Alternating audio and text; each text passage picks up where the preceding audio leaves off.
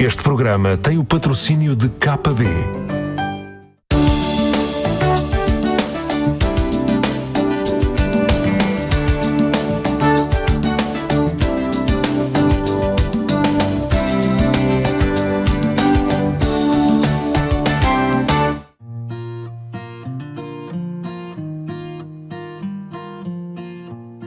Fernanda Botelho é uma autodidata da botânica e autora de várias obras sobre esta temática. Tem dedicado uma atenção especial às plantas aromáticas e medicinais, mas também à fascinante área das flores comestíveis. Pois é, hoje vamos preparar uma refeição diferente, mas muito sedutora. Então vamos fazer uma salada com flores, não é uma salada de flores, é uma salada com flores. Portanto, a base da salada pode ser um verde qualquer, pode ser rúcula, mas escolhi uma alface. Então vamos agora ao jardim recolher algumas flores para juntar à nossa salada. Temos aqui as flores das capuchinhas, vamos colher algumas folhas também. A maior parte das pessoas sabe que se comem as flores e está muito na moda agora comer flores de capuchinha, mas não sabem que as folhas também são muito boas. São picantezinhas também, parecidas com a semente e agradáveis. Depois vou recolher aqui umas flores de rúcula. Isto é uma crucífera, ou seja, pertence à família dos rábanos, dos rabanetes, das couves, etc. E é uma crucífera porque tem a flor em forma de cruz, tem sempre 4 pétalas dispostas assim em cruz e todas estas são comestíveis, todas as flores crucíferas se podem comer e a parte verde também, portanto os rabanetes, os rábanos, as couves, tudo isso, como sabemos, é comestível e as flores ficam muito bonitas nas saladas. Eu vou colher aqui umas e algumas folhas. Isto é uma variedade de rúcula selvagem, mas que cresce aqui muito no meu jardim, eu gosto muito, porque é muito boa. Isto são as flores das malvas, são muito bonitas também, muito delicadas, mas olha, aqui está outra interessante, que é uma flor de gerânio, uma geraniácea, é um pelargónio, que também fica bonita nas saladas, portanto vamos levar uma destas, ok? Agora vamos passar para aqui. E aqui temos muitas aquileias. A aquileia milfolia, esta florzinha branca, uma planta de grande interesse medicinal, mas também culinário. E vamos juntar um bocadinho de alfazema na nossa salada verde, também só uma florzinha. Já voltaremos à procura de mais flores comestíveis.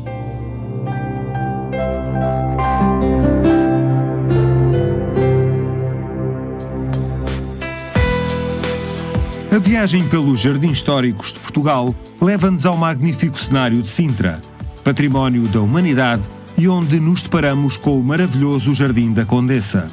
Falamos da Condessa Dédla, segunda esposa do rei Dom Fernando II. Este espaço foi construído desde o início desta relação, no século XIX, até à morte do rei. Depois e após várias vicissitudes, a Condessa acaba por se retirar e o jardim passa para o reino português. Estávamos já no início do século XX. A partir de 1910, o Jardim da Condessa e o Parque da Pena passa para a gestão do Estado e, por sua vez, é gerido através das matas nacionais, sendo que o Palácio da Pena permanece gerido por uma entidade diferente do restante parque. A esta distinção deve-se o estado de degradação que o parque foi atingindo nas décadas seguintes, mas mantém um uso intenso e uma utilização frequente até cerca da década de 70. A partir daí, a situação agravou-se paulatinamente, culminando em 1999 com um incêndio que destruiu quase na totalidade este magnífico chalé. Só que desde aí iniciou-se o processo de recuperação deste jardim. Em 2007 iniciam-se um processo de candidatura aos fundos de financiamento e a grant do Espaço Económico Europeu, candidatura essa que foi aceite para o restauro e consolidação da estrutura do chalé.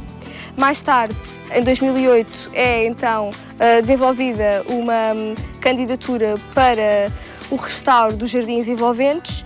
Este projeto foi também aceite e financiado pelo mesmo mecanismo financeiro.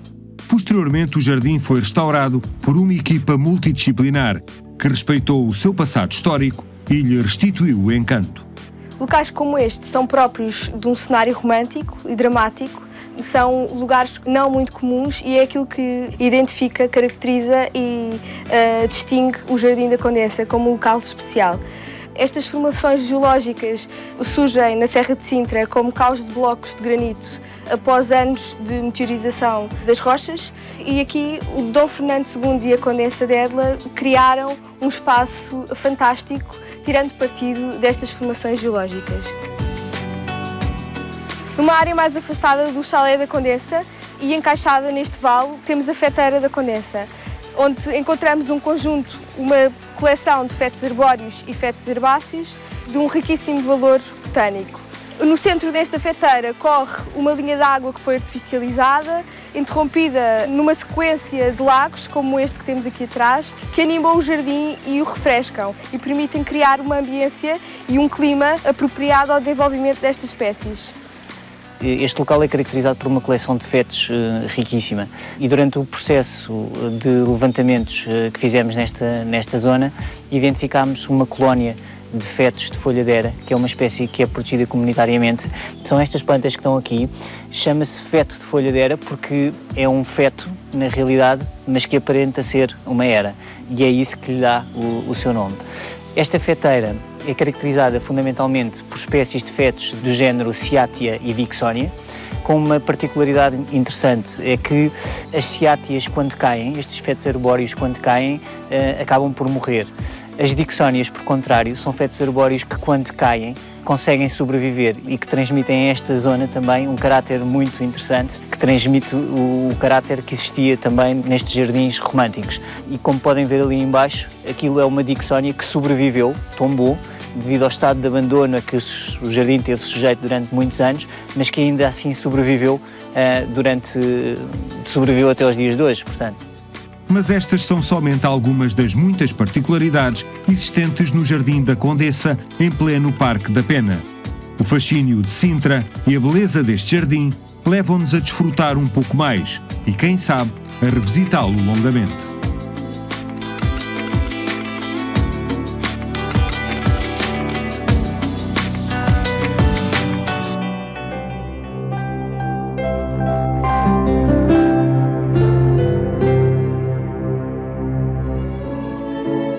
Saber de plantas é também conhecer os seus nomes, científicos e comuns. Alguns surgem associados a estados de espírito. Os impáciens são conhecidos como as alegrias da casa. Outras plantas induzem a sentimentos menos recomendáveis, como as Dieffenbachia Tropic Snow, conhecidas como a flor da inveja. A Elexine sugere uma atitude de distanciamento, por isso chama-se Não Te Metas na Minha Vida, reclamando um compreensível direito à privacidade.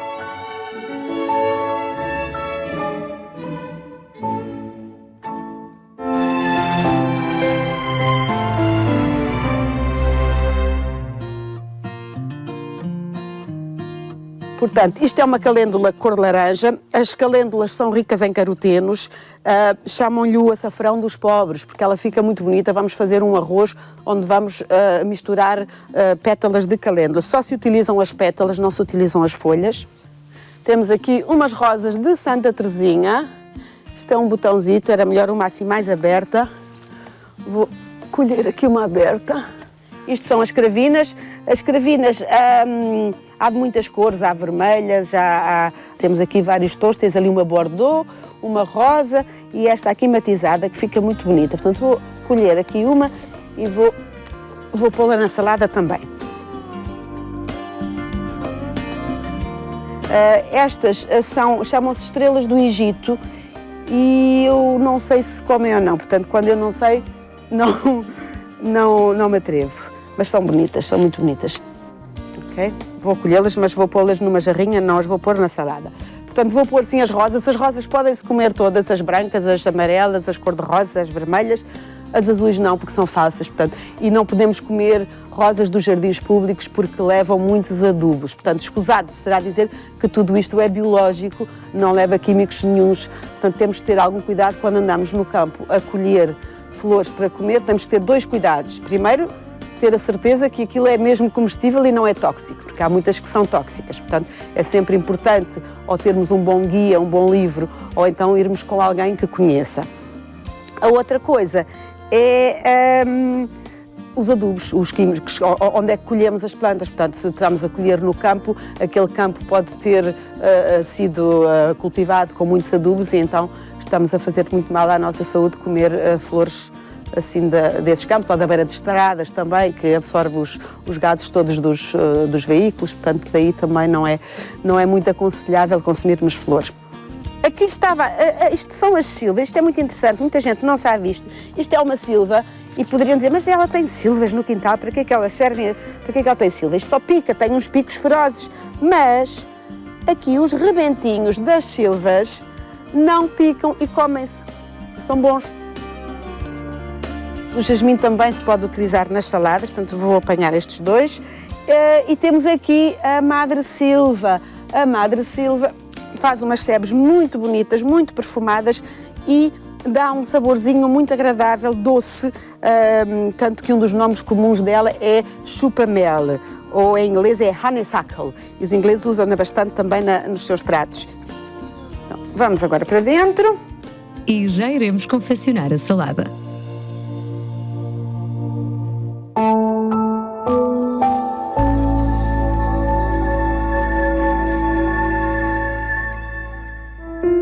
Uma das operações culturais mais vulgares é sem dúvida o reenvasamento. Isto acontece quando o vaso já não tem condições para proporcionar um bom desenvolvimento vegetativo das plantas. Quando a raiz ocupa a quase totalidade do vaso, existem poucas condições para a planta se alimentar e até mesmo a retenção de água é cada vez menor. Nestas situações, muda-se para um outro vaso e junta-se mais substrato. Mediante o crescimento da planta, assim o vaso a escolher, sendo que não deverá ser exageradamente grande nem pequeno. O novo substrato é colocado no fundo do vaso e depois a planta ficará a uma certa profundidade, não muito funda nem acima do nível do vaso. Depois aconchega-se o novo substrato à volta da planta, de modo a que não fique demasiado prensado. Não esquecer que é fundamental que o ar chegue às raízes e circule no interior do vaso. Depois é importante regar para uniformizar toda a mistura e aumentar a aderência ao novo substrato. E pronto, está concluída a tarefa.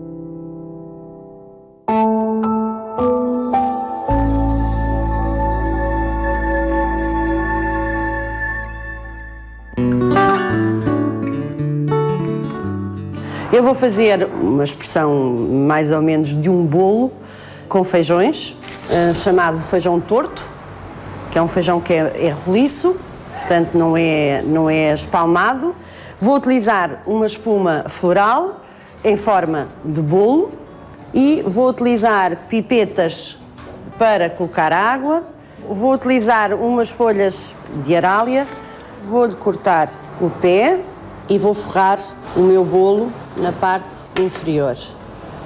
Vou utilizar para isso pregos, simples pregos pretos, ok? Temos forrado a nossa base, vamos introduzir as nossas pipetas no bolo. Depois de introduzir as pipetas, vamos começar então a trabalhar com os nossos feijões tortos. Eu vou utilizar a forma do feijão da melhor forma que eu conseguir que ele se adapte ao meu trabalho, não é?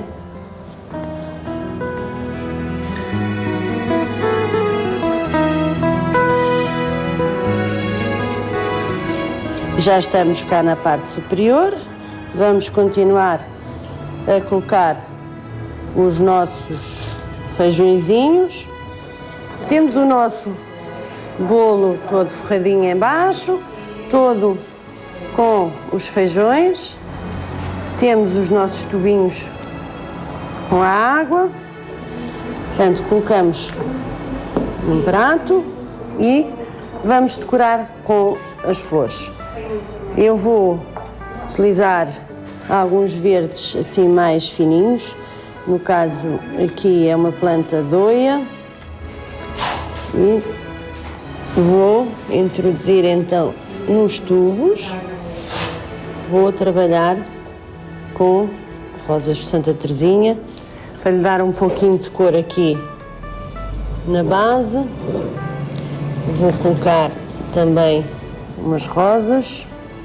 Acho que não vou colocar mais flor, acho que ele está assim bonito. E pronto, assim se faz um arranjo simples e original.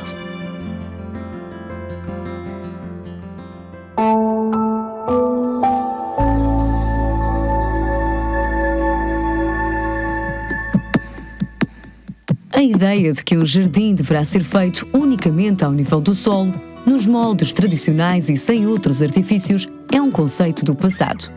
Nos últimos anos, diversas técnicas têm proporcionado o aparecimento de plantas em locais outrora impensáveis e que revolucionaram noções do passado. É o caso dos jardins verticais, forma invulgar de criar plantas e que já abordámos noutras ocasiões, mas também de outros métodos, como é o caso das coberturas ajardinadas. São realizações arquitetónicas que têm também muito contributo de engenharia e basicamente são possíveis mediante a aplicação de tecnologias de impermeabilização, isolamento e drenagem que tornam possível realmente realizar jardins suspensos em cima das coberturas das nossas casas. Este método tem várias vantagens. Para além de se criarem novas áreas de lazer, os benefícios ambientais e estéticos não podem ser esquecidos. Mas como é que se consegue esta impermeabilização dos edifícios? Os materiais que normalmente são utilizados na improvisação deste tipo de coberturas são estes que eu tenho aqui, as chamadas membranas bituminosas de impermeabilização. São materiais que são fabricados a partir do betume asfáltico, ao qual são introduzidos polímeros para lhe aumentar, digamos, os seus níveis de durabilidade e eficiência e, por outro lado, são também aditivados com um produto que faz com que as raízes não ataquem estes materiais, chamado aditivo anti-raiz. Após a execução da impermeabilização, são aplicados por cima da impermeabilização placas de isolamento térmico e sobre essas placas é aplicada uma placa plástica de drenagem, portanto uma lâmina de drenagem que vai permitir a retenção da água e a sua drenagem também. Por cima dessa placa, dessa lâmina de drenagem, é colocado um tecido geotêxtil e por cima desse tecido geotêxtil faz-se a colocação da terra e, seguidamente, toda a plantação. Outra técnica distinta, mas igualmente curiosa, é a gunitagem. A gunitagem é uma forma de se conseguir criar um coberto vegetal em zonas que são mais agrestes. Normalmente zonas com rochas, onde as sementes só por si não se desenvolvem. Então a gente tem que criar condições através daquela rede para fixar o composto e juntamente com o composto projetamos as sementes que depois se vêm a desenvolver. Nos locais de mais difícil acesso ou mesmo para aumentar a eficácia do trabalho, a plantação é feita por hidrossementeira. A técnica da hidrossementeira consiste em nós usarmos aquele equipamento adequado à dimensão da hidrossementeira que for, que levam água, compostos orgânicos, compostos minerais, sementes, fixadores e que depois de devidamente homogeneizado através dos misturadores que existem na hidrossementeira, é projetado nos taludes, quer sejam taludes de escavação, quer sejam taludes de aterro. Também se pode fazer em zonas planas, mas a grande vantagem da hidrossementeira é poder semear zonas que, se não fosse com este tipo de equipamento em que a água permite a distribuição, tenha o grau de inclinação que tiver, de outra forma não poderia ser aplicado. A hidrossementeira em si vai permitir que seja feito a sementeira de grandes dimensões em curto espaço de tempo.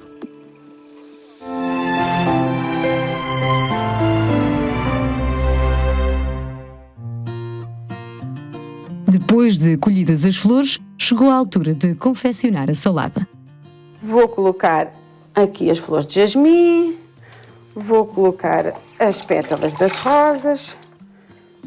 Ficam mais bonitas desfolhadas assim, estão a ver? Desfolhamos assim as rosas, Colocamos na salada. Depois o gerânio. Vai ficar aqui uma salada muito colorida. As florzinhas da borragem. Estas são muito frágeis, não gostam muito de ser lavadas, porque encolhem-se logo. Mas depois voltam ao tamanho normal. Ok? Então agora vamos juntar ali as folhinhas das violetas, estão aqui. Vamos colocá-las. Vamos colocar mais umas capuchinhas. Aqui. A alfazema, vamos então passá-la por água e desfolhar assim uns bocadinhos de alfazema dentro da nossa salada. As cravinas também. As cravinas ficam bonitas assim, tiram-se a parte florida. E pronto, temos uma bela salada. Agora, eu não a vou temperar. As saladas com flores, prefiro temperá-las depois na mesa. Faço uma vinagrete à parte e as vinagretes depois é a gosto de cada um, com limão ou vinagre, com balsâmico, com azeite, com o que quiserem. E depois, mas é melhor ter a vinagrete à parte e colocar no prato, porque as flores, como são muito delicadas, começam a ficar com mau aspecto quando reagem com o azeite. Portanto, é melhor colocarmos depois no prato. Então, vou pô-la na mesa. Vamos então a fazer o arroz. Pronto, então temos o arroz com a água e o sal e vamos juntar uma folha de erva príncipe, Cymbopogon citratus. É daqui que se extrai o óleo essencial de citronela, que é um excelente repelente de mosquitos. Temos aqui as nossas sementes de papoila. Portanto, vamos pôr assim um bocadinho no nosso arroz. Vai ao lume. Está pronto o arroz. Aqui está. 7 a 8 minutos. Está soltinho, está al dente. E vamos colocá-lo aqui num prato. As calêndulas que já estão lavadas, vamos incorporar aqui algumas. As folhinhas da erva príncipe podemos deixá-las ou retirá-las. E cá temos o nosso arroz. Depois até poderíamos juntar assim para ficar mais bonito, uma florzinha aqui e outra florzinha aqui. Então agora vou deliciar-me com este banquete. Isto é tofu com sésamo e amêndoa, que é fantástico. E agradeço a este jardim a minha bela refeição.